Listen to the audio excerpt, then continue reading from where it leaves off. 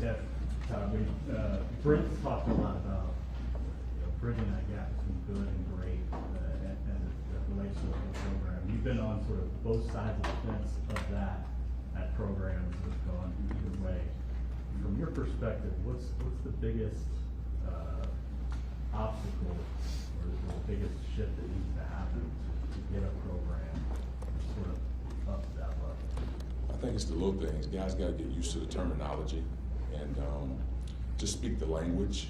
You know, everybody talking the same language. You're getting through the message and you're all on the same page. And I think to go from good to great, and it starts with caring more and doing more and just being that guy that's always looking for work. You know, it can't ever be good enough. You got to always be trying to be your best version. And one day you'll look up and you will be where you want to be. Stay in front of Jenny Carlson.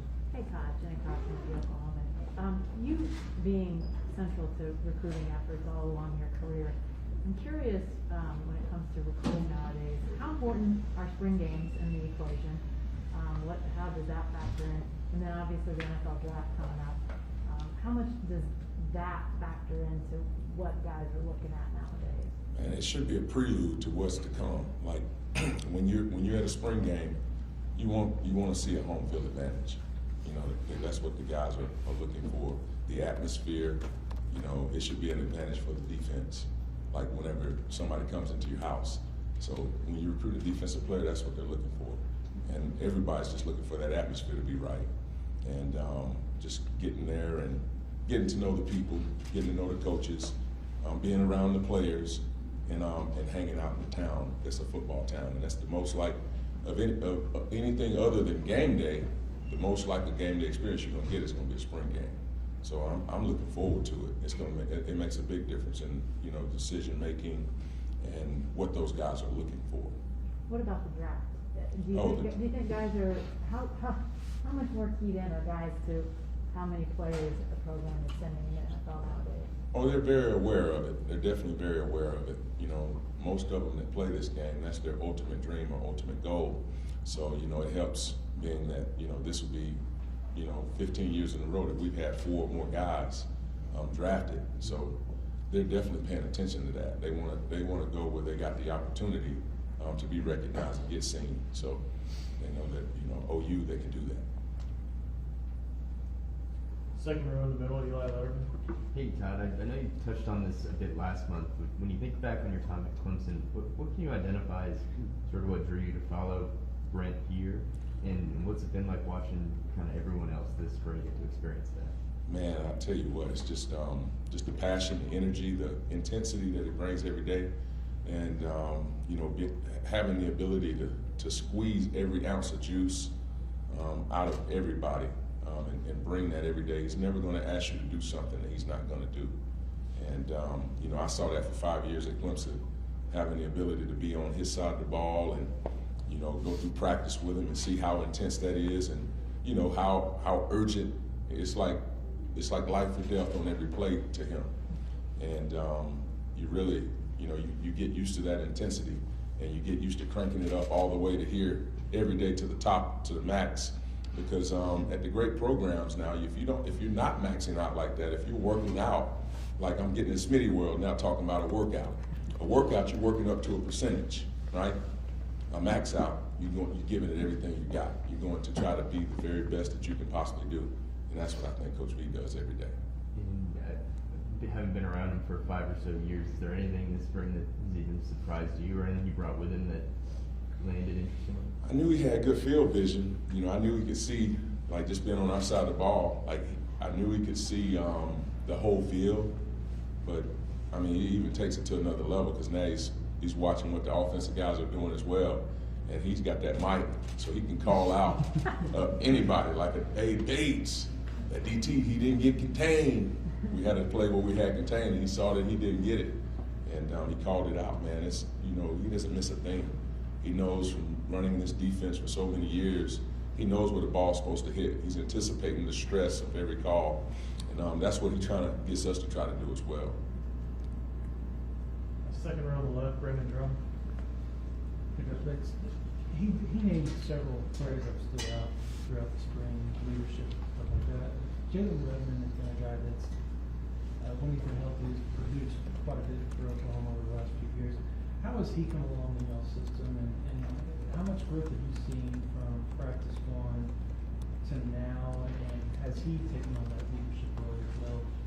He's been showing up, man, you know, putting the work in, putting the work in. And I tell you this, he's a talented pass rusher, man.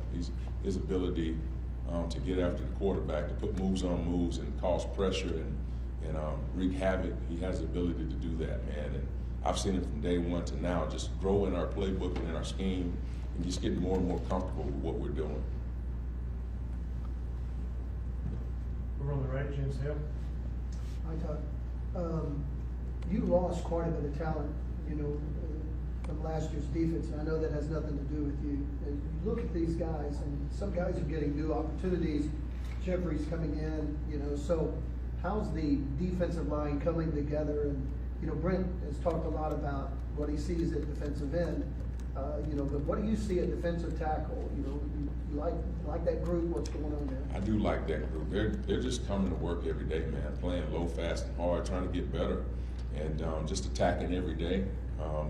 I've seen them grow. I mean, first of all, I've never dual trained everybody in the room, and we dual trained everybody at DT. So all of them know the nose tackle position and the 3 technique. So you do that so that you can handle tempo. And so I've been very pleased with the work that they've put in, and you know the progress and progressions that they've made from day one to now. So and they just keep on coming, man, and they're staying together. They're a tight-knit group. You know, JJ, Jeffrey Johnson, and JK, Jordan Kelly, those guys have been really leading the charge, really, you know, pulling guys in to watch extra tape and to put in extra time on their own. And so, you know, when you got that intrinsic leadership and guys leading, you know, from the locker room, that's when you got the best type of leadership, and that's what we're trending toward. Thanks. Back here on the left, front row, Justin Brisbane. Hey, Todd. Just want to ask, obviously the last few weeks during the spring is about installing new defense, getting the players and things. So when you head into the spring game with these last few weeks like this, just what's your mindset? What do you look for your position? Man, you want to, you know, maturity will show up. You know, we got 5 seniors in my room right now, so maturity will show up down the stretch, or immaturity, right? Because your tendency is to take your hands off the wheel and not finish strong. So you want to look and you want to finish like this, on a climb, on a rise. You don't want to be taking steps back. You know, you want to end on a positive deal where you're improving. And so that's what I'm looking for, just the incremental improvement, and just trying to find 1% to get better every day. So, and get guys to finish, you know, and not take anything for granted. You know, it's real easy to get almost to the top of the mountain where you're at that finish mark, and to look back and fall back down. And you want to just keep your windshield mentality. Staying on the left, second row, Ryan Chapman. Oh, that was my question, sorry. That was my question, sorry. I was gonna throw it down. I just wanted to ask what the spring has been like for Jalen Redmond. Jalen Redmond. Well, man, he's just been showing up. I mean, you know, he's overcoming injuries and everything like that, and just showing up, learning the scheme like everybody else. And like I said, man, he's shown that he has tremendous pass rush ability. I'm excited to be coaching him. He's got a lot of upside. I expect him to have a big year for us, and just really looking forward to him finishing strong. Over here on the left, Gary Murdoch. Hey, Coach. You mentioned about Brent kind of seeing the field. I'm kind of curious, just from your perspective. You know, he was always known as very competitive in practice, wanted to shut down every play offensively. What's it like now to kind of see him, you know, trying to, you know, work with the offensive players, let him know that he's, you know, as much on their side as he's the defensive guys. Right. Is he kind of a traitor now? No traitor. But hey, in a new hat, you want to see people punch back. You want to see offense throw some punches. He wants to see defense throw some punches. Me, I want to see all haymakers from us. I'm sorry, but you know, I want us to do as well as we can do and get better every day at every situation. And you know, going against a great offense and great personnel on that side of the ball every day, you know, iron sharpens iron, and that's what we've seen. Thank you. So. We're on the right, Justin Martinez. Coach, over here, appreciate your time. Obviously, this is Brent's second time around at OU. So, what kind of stories has he told you about just the atmosphere for OU football games? How much are you looking forward to going out to the spring game? It's so funny, man. I was watching the other day one of the games. Coach B pulled up just from his time here, first go around, and it's good to see. Like, I see the celebration. Everybody sees the celebration where he's going wild on the sideline, throwing punches. And he showed me the play that goes with that celebration. I finally saw the play that goes with it, and so that was pretty neat. On the stories, they're endless. Between him and B Hall, just the good times they had, the relationships they built, and just looking forward to doing that again, and doing that at a high level. All of our hearts are with our players, wanting to build a relationship with them, and wanting it to be one that lasts longer than just the 4 years that they're here, something that spills over into life. And that lasts a lifetime. So that's what we're looking forward to, man. But it was good to see that celebration and know what play it goes with. So it's been great. Remember which play it was? Yes, it was a sack. So it was I believe it was, I can't remember which quarter it was in, but it was the Red River rivalry. And let's try to say that fast. It was strike was our blitz that we called. So it was pretty neat. I said, okay, so that goes with strike. So now I know something. I know what that celebration is. Let's go here on the left there, Bailey. Coach, I wanted to ask you, when we set the foundation for the future, how much do you emulate the blueprint you guys did at Clemson through your defensive line? And if you have 5 seniors, how important is it for those guys to really set the foundation for what recruiting classes in the future can see, what you expect out of that position? It's very important, man. You always, you're always moving forward, but you always have a foundation for you've been, what you've done, and but you want to build on that. Foundations aren't to be rested upon; they're to be built upon. And those guys, those 5 seniors, they want to leave a legacy. They want to have that arm around the young guys and teach them how to do it. And first of all, they got to learn how to do it from the new, from our scheme and everything that we're implementing here, as far as whole person development, and not just being about a transactional relationship where you swipe your card and you pay and you go. It's more about relationships. It's more about pouring into each other. It's more about spending time with each other, and really having a unity, chemistry, and bond that is second to none. That's what we hope that happens in the locker room, because when you do that, it's very special. Over on the right, Coach Brown.